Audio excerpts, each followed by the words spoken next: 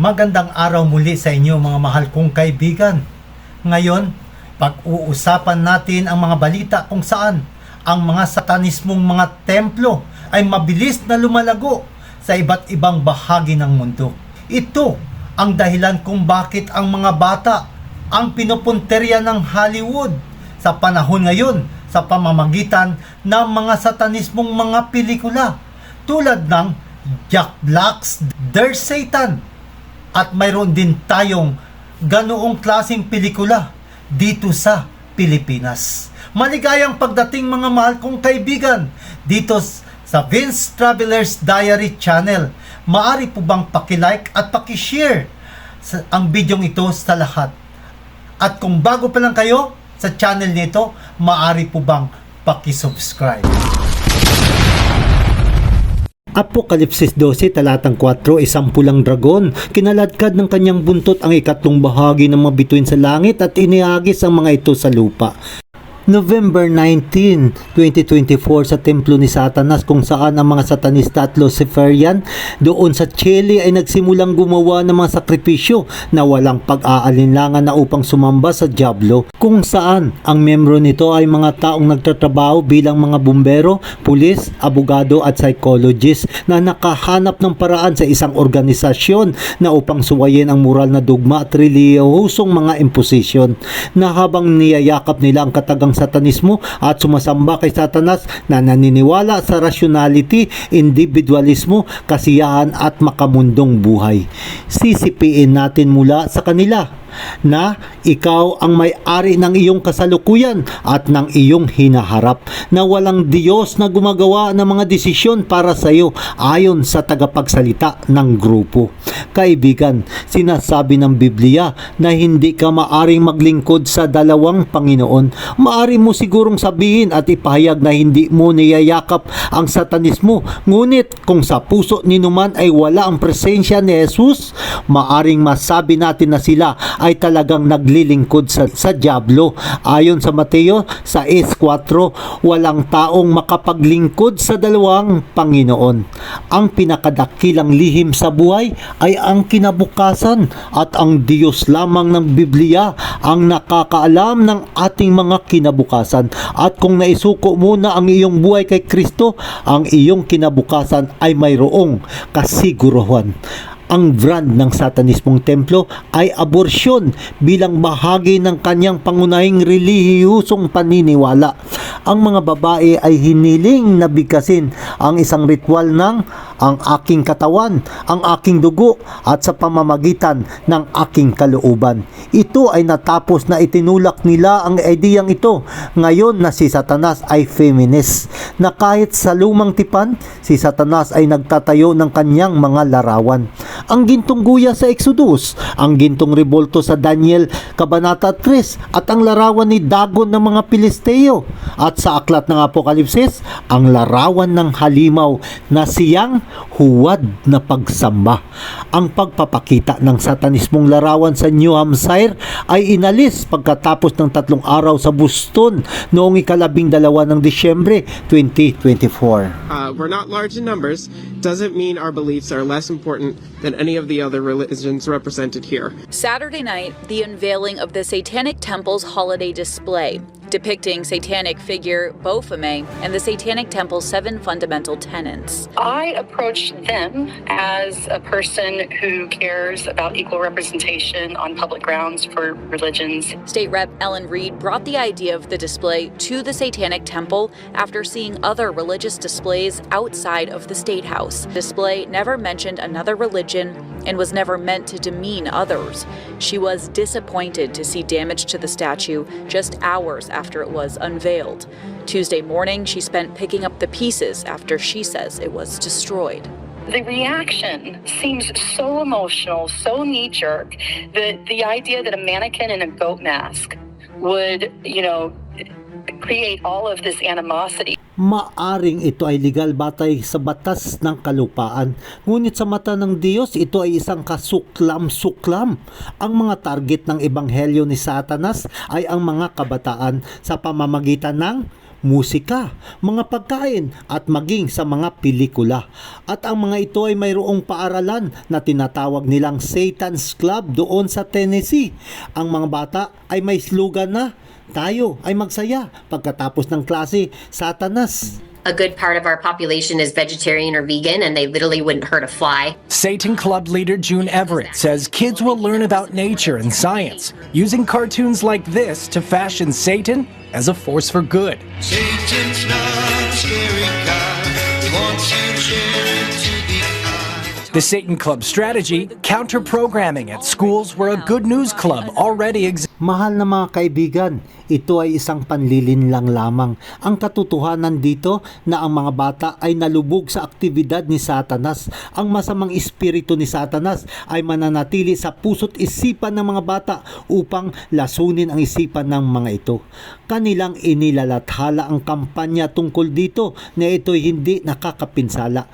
Ngunit kaibigan, ayaw nating pakainin ang ating mga anak ng kasamaan na gaya ng mga Palisteo na kung saan ay itinataguyod ang kanilang mga Diyos na upang yukuran. Ang bagong Jack Black na pelikula kung saan ang isang bata ay nagpadala ng sulat kay Santa na mali ang spelling na hindi sinasadyang naipadala kay Satan. Ito ay tumutulak sa maraming mga magulang sa social media na ang pelikula ng Paramount na ang Dear Santa ay nagsasabi ng kwento ng isang batang lalaki na si Liam kung saan ay sinusubukang ipadala ang kanyang listahan ng kanyang mga kahilingan kay Santa, ngunit sa halip ay naipadala ito sa Diablo na inilarawan ang isang nakaitim na sabik na sinasabi sa batang lalaki na nag-lockout ka na ng malaking oras dahil mas magaling pa ako kaysa kay Santa. Ayon sa trailer, ang bata ay nagbigay ng 3 kahilingan kay Satanas at sinabi nito sa bata na pagkatapos kong gawin ang iyong mga kahilingan, kukunin ko ang iyong kaluluwa. After you make your wishes, I'm taking your soul. Gayon paman, mayroong mga nagsipuna sa pelikula na ito'y pagpapahayag ng kasamaan at satanismo na para gawing normal ito sa kanilang paraan, maaring humantong sa espiritual na pang-aabuso sa mga bata. Totoo po iyon. Dito sa Pilipinas, may isang pelikula na ang tema ay tungkol sa Christmas na pinamagatan din na Dear Satan na pinagbibidahan ni Paulo Contis at child star na si Chena Stevens na pinalitan ng iba ang pamagat nito para mas maipakita ang nilalayong mensahe dahil sa pagtanggap nito ng maraming pangbabatikos. Ang konsepto ni Santa, ito'y nagmula sa demonyo. Ito ay hindi nagmula sa Biblia. Basahin natin ang Isaiah 14 talatang 13 hanggang 14. Uupo ako sa itaas ng bundok na pinagtitipunan ng mga Diyos sa malayong hilaga at magiging gaya ng kataas-taasang Diyos. Si Santa Claus ay nilikha bilang huwad na Diyos na nilikha mismo ng Diablo. Siya ay katulad ni Zeus at Odin ng Norse mythology na namuno sa malayong hilaga sa parehong paraan kung saan ay siya ring pinagmulan ni Santa Claus, ang malayong hilaga na namuno sa kalawakan. Mapapansin mo rin na ang mga paganong mga Diyos ay kadalasang inilarawan na gamit ang karwahe tulad ng Diyos ng mga Hindu na si Surya na naglalakbay patungong langit sakay ng kanyang karwahe na hinihila ng kabayo. Kagaya ng mga Scandinavian, ang karwahe ay hinihila ng pinagsama-samang mga reindeer.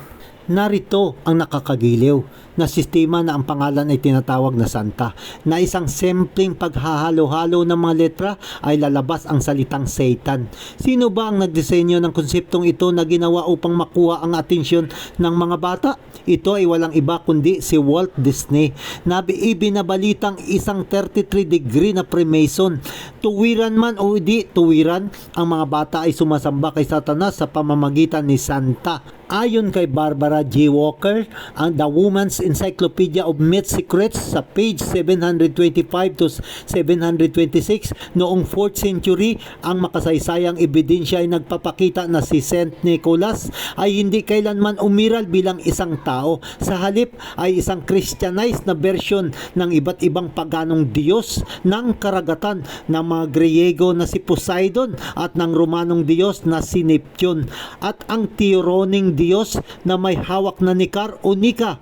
Sa maagang siglo ng simbahang Kristiyano, maraming mga paganong Diyos at Diyosa na binigyan ng katauhan sa simbahang Kristiyano at ginawang mga santo. Katulad na lamang sa katauhan ni Saint Nicholas, ang kanyang apelyido ay kinuha sa Nika, kung kaya ang iba't ibang mga templo ni Poseidon ay naging dambana ni Saint Nicholas at ang mga tagasunod nito ay tinatawag na Nicolaitan. Sinabi ni Jesus sa Apokalipsis Kabanata 2, talatang 6, ngunit ito'y nasa iyo na iyong kinapupuutan ng mga gawa ng mga Nicolaitan na kinapupuutan ko naman. Ang Diyos ay napupuot sa teolohiya ni Santa Claus. Bakit? Dahil ito ay isang huwad para sa mga katangian ng Diyos. Una, ang teolohiya ni Santa Claus ay nagsasabi na siya ay omnipresent, na maaari nitong dalawin ang libu-libo at milyon-milyong mga tahanan sa isang gabi lamang. Ang banal na kasulatan ay nagsasabi na ang Diyos lamang ang omnipresent. Ayon sa mga gawa, Kabanata 17, talatang 24. Pangalawa, si Santa Claus ay humahatol sa mga bata at nagbibigay ng gantimpala sa mga bata na nagpapakita ng mabuting pag-uugali. Si Jesus lamang, kaibigan, ang ating tagapamagitan at dakilang hukom.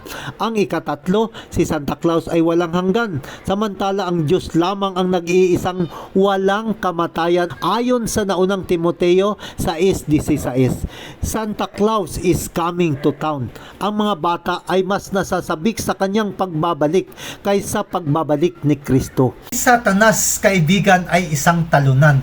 Siya ay natalo doon sa langit. Siya ay natalo sa krus ng Kalbaryo at siya ay mapapawi sa panahon ng milenyo. Ikaw ay isang bantay ng Diyos, kaibigan, kung kaya itong habilin niya sa atin. Sa Kawikaan 22, talatang 6, turuan mo ang mga bata sa daan na dapat nilang lakaran.